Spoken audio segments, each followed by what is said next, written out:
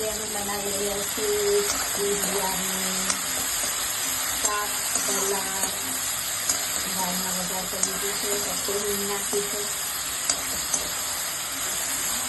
અને અમે બિરયાની ડુંગળીનું શાક બનાવી રહ્યા છે કઢી વાર દઈએ કઢી દાળ પછી આપણે ડુંગળી નાખીશું અને આપણે ઢાંકણ વડે ચડાવી દઈએ તો સૂર્યમાંથી કેવું સરસ પાણી છૂટું પડી જાય છે હવે એમાં ડુંગળી એડ કરીશું આપણે ચડાવી લઈશું હવે બધા મસાલા નાખી દઈએ આપણે હળદર લાલ મરચું ધાણા જીરું પાવડર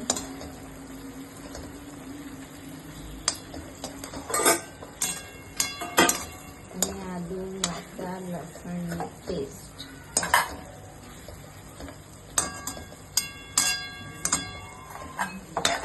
અને બરાબર આપણે ચાળવી લઈએ અને પછી સૂર્યને બહુ પકાવવાનું રહેશે ને ખૂબ જ ચડાવવાનું રહેશે એ ઝડપથી થઈ જતા હોય છે એ જેની ખાસિયત છે કે ફટફટ શાક બની જાય અને લીલી ડુંગળી તો આપણે થોડી કાચી કાચી રાખીએ તો પણ ચાલે તમે તમે રાખી શકો